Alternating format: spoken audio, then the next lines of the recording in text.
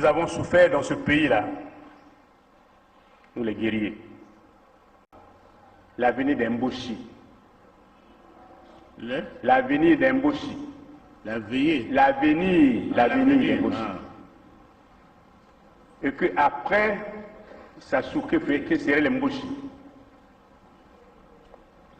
Il faut qu'on réfléchisse. Je le dis en connaissance de cause.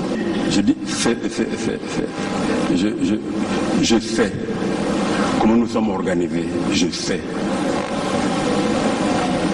Vous savez comment nous sommes, comment l'armée est organisée. J'ai un médecin en bouche.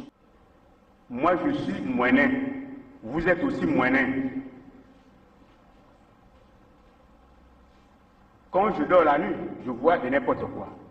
Les gens avec les saguets et les rapides. Donc, maintenant, si vous existez, que je parte, sortez vos symboles traditionnels. Je tiens, vous tenez, et je vais. Sinon, je ne veux plus. Le président m'a regardé. Il n'a pas sorti les symboles traditionnels.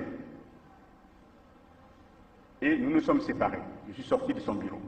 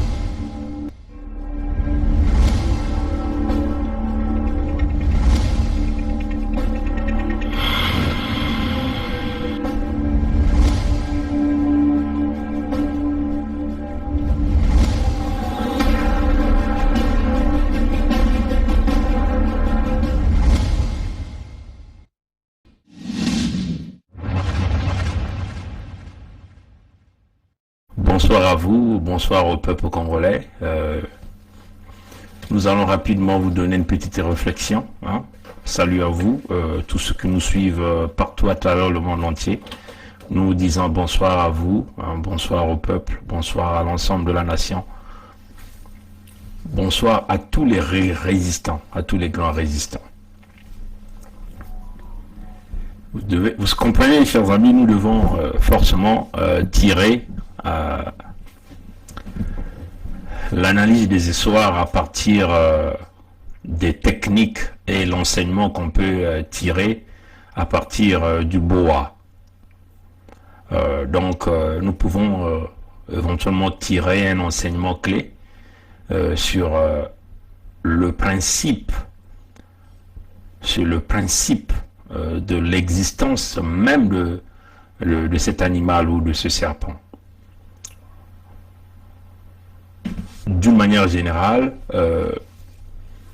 le serpent ne fait jamais, le boa ne fait jamais une marche en arrière. Jamais.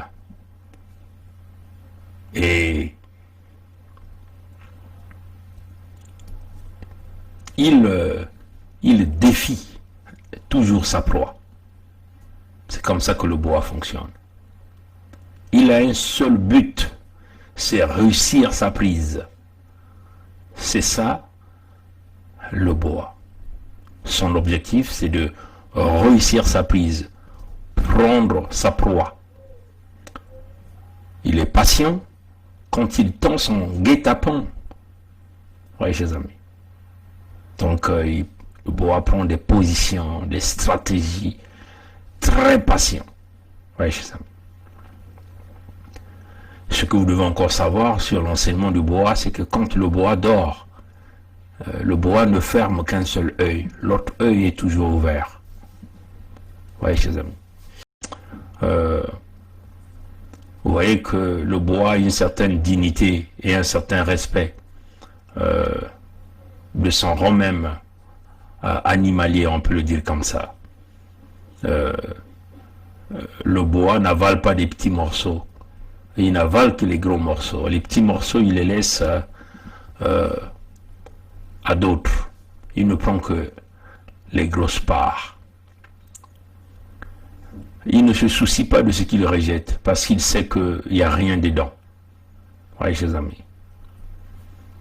Et il continue sa lancée dans une nouvelle conquête. Son rang ne lui permet pas de partager une même proie avec d'autres espèces animalières. Oui, chers amis. Ce que nous pouvons apprendre sur les techniques du bois. Mais nous connaissons aujourd'hui l'adversaire Sassou. Autrefois, il utilise très mal les techniques du bois, c'est-à-dire qu'il fait semblant de mourir et réapparaît et frapper. Mais nous avons compris que il faut faire comme le bois, on ne fait pas marche en arrière quand on combat la dictature de Sassou. On continue d'avancer. Il y aura des coups tordus, des coups bas, mais vous ne devez jamais reculer. Je dis bien, jamais. Ne jamais reculer. Ne jamais concéder en face d'un dictateur de l'ampleur de Sassou. Voyez, les amis, je crois que nous aurons le temps de vous parler du contenu de Madingu dans l'ensemble de ce qui s'est passé, de vous donner quelques éléments des contours. Mais ce que nous tenons à vous dire, c'est que hier, il y a eu éventuellement 3 projets de loi qui ont été, on peut simplement dire, approuvés, ratifiés à l'Assemblée de Sassou. 3 projets de loi. Il s'agit ici des projets de loi sur l'accord aérien.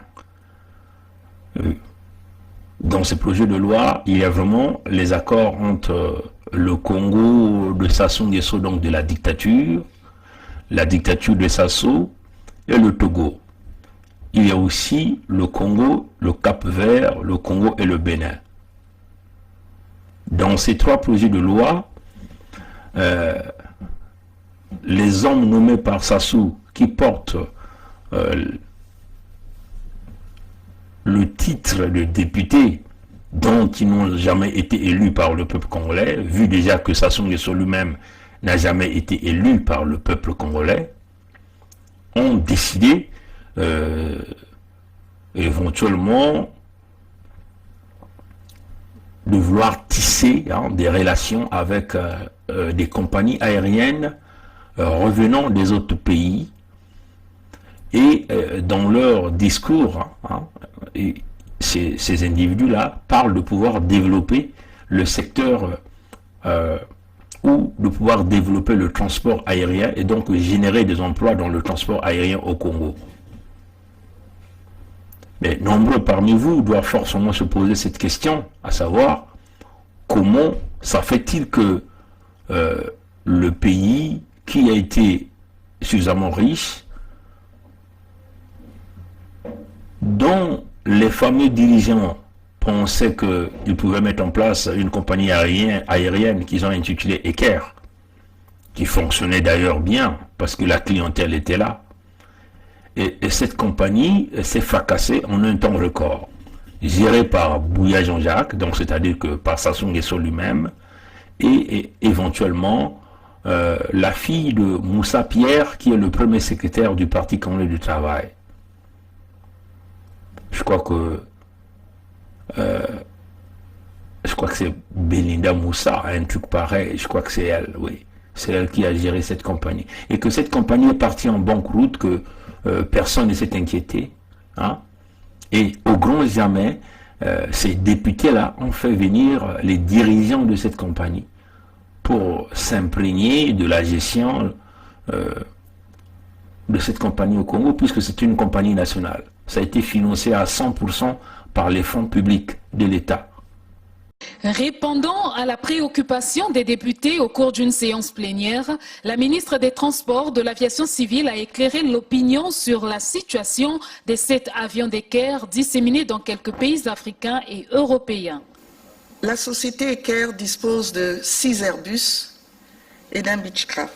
S'agissant des 6 Airbus, 2 sont à Addis Abeba, 2 à Johannesburg et 2 à Bruxelles. Pourquoi ainsi? Ceux qui sont à Addis Abeba sont en maintenance pour être réparés.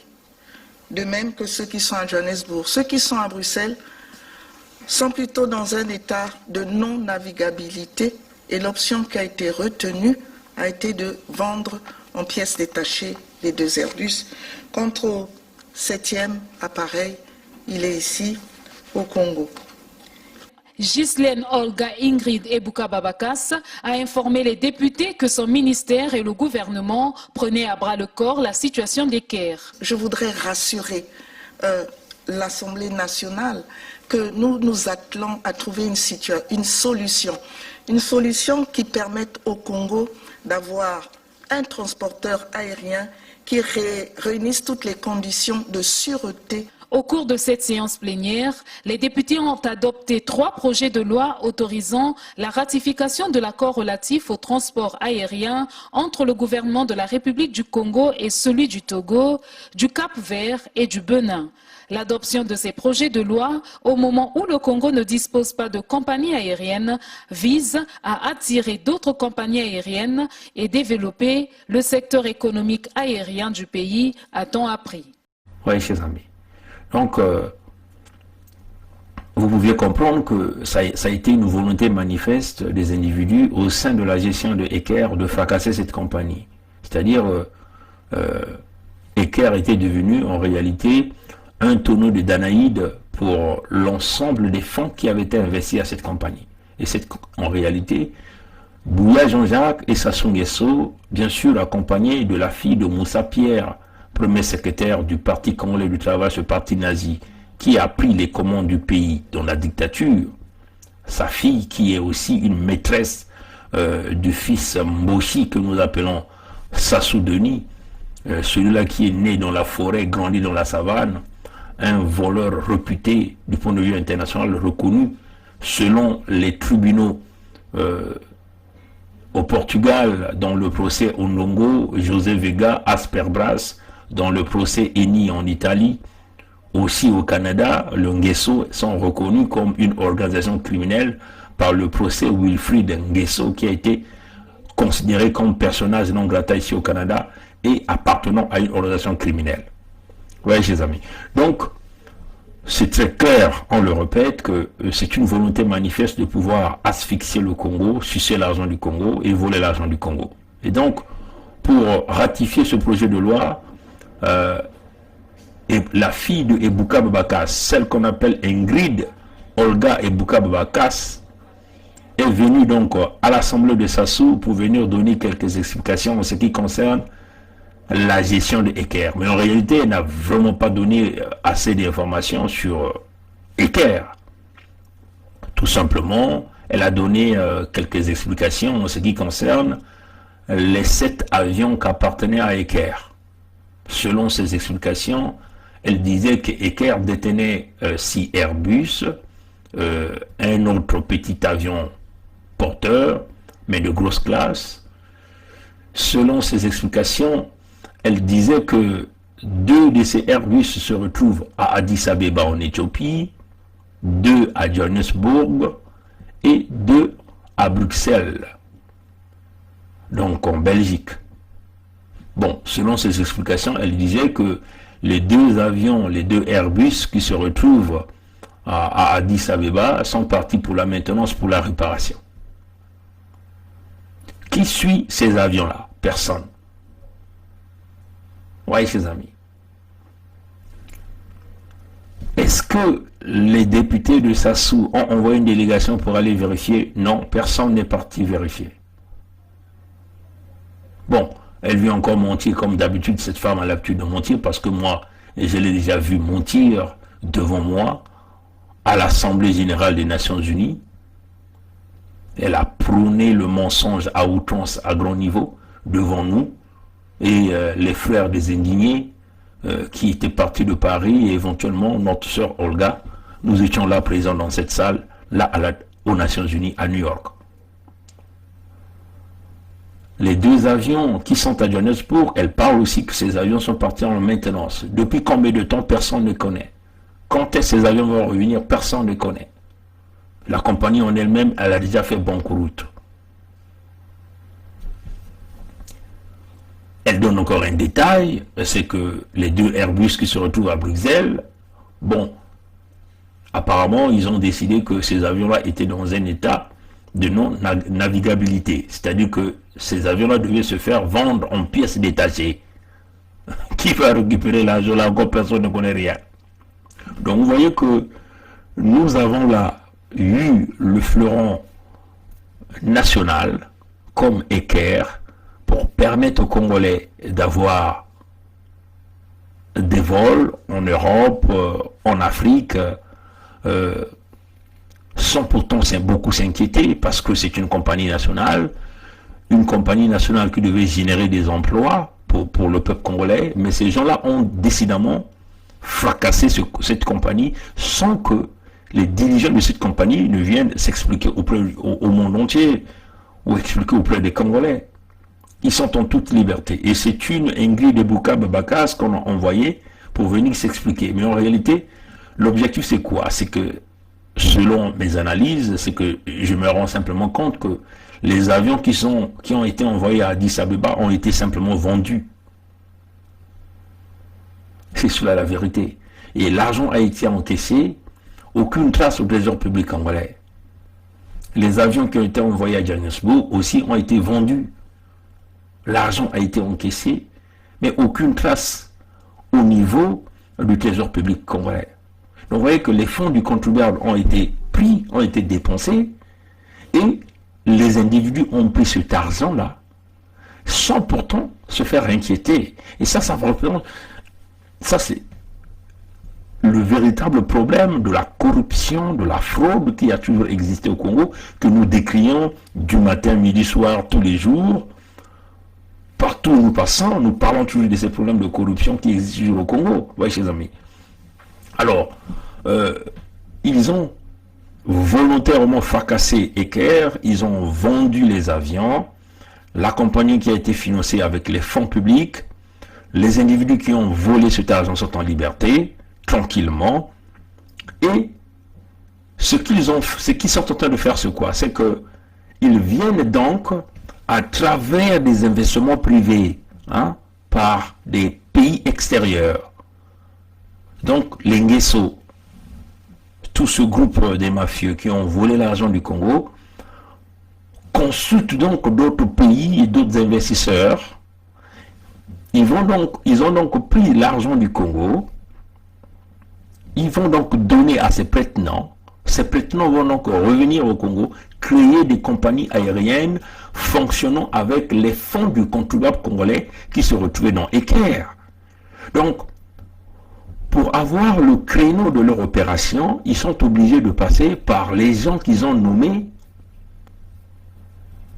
comme des députés du Congo pour approuver, ratifier leur projet de loi. Comme déjà on vous a toujours dit que les Nguesso seront les créanciers du Congo, et là vous êtes en train de voir des Nguesso reviennent à travers les compagnies, revenant du Togo, revenant du Bénin, revenant du Cap-Vert. Ces gens-là vont donc venir travailler au Congo, créer des compagnies au nom de leur nation, au nom des partenaires privés, mais avec les fonds du Congo. Oui, chers amis. C'est là où se trouve véritablement le problème. Donc vous voyez que on ne peut pas développer le secteur du transport aérien au Congo si vous n'avez pas votre compagnie nationale qui exerce dans ce domaine. Oui, chers amis. Donc, volontairement, ils ont sorti des fonds pour justifier les dépenses auprès de la Banque mondiale, du Fonds monétaire international, ces clubs de Paris, clubs de Londres, chez les Chinois qu'ils ont l'habitude d'aller emprunter. En réalité, c'était juste des stratégies pour voler l'argent exercer des dépenses et à la fin récupérer cet argent, ça devient leur argent personnel. C'est le cas aujourd'hui parce que même cette assemblée de Sassou est incapable de mettre une commission pour aller rechercher à vérifier si réellement les avions de Eker, les Airbus se retrouvent à Johannesburg, sont toujours là pour le compte du Congo. Si les avions envoyés en Éthiopie sont toujours là pour le compte du Congo, et éventuellement, si en réalité les deux avions qu'on a jugés dans un état de non-navigabilité qui se retrouvent à Bruxelles seraient réellement vendus et l'argent va rentrer où? Qui va donc récupérer cet argent? Vous voyez, chers amis. Donc voilà les stratégies que ces gens-là ont mis en place. Ils ont fracassé Eker, ils ont récupéré cet argent. Là, ils viennent sous forme de créanciers en passant par des compagnies ou des fonds privés du Bénin, des fonds privés du Cap-Vert, des fonds privés du Togo. Et ils donc vont venir donc mettre quelques compagnies au Congo et l'Inguesso devient des créanciers du Congo. Et là, c'est approuvé par l'Assemblée de Sassou, donc ceux-là qui se disent comme les députés. Voilà comment le Boa Sassou continue sa marche en avant dans la destruction et le pillage du Congo. Bien sûr, en complicité des gens qu'il a nommés au sein de son Parlement. Voilà la situation que nous voulons vous présenter ce soir. Alors, peuple congolais, vous comprenez que c'est une logique. Nous ne pouvons continuer à regarder les Nguesso nous fracasser le pays. Il va falloir que nous nous levions pour mettre hors d'état de nuire ces voleurs de la République, ceux-là qui continuent de piller et de briser la nation du point de vue finance. Merci d'avoir suivi ce direct. La lutte continue. Le peuple gagne toujours. À la prochaine, chers amis.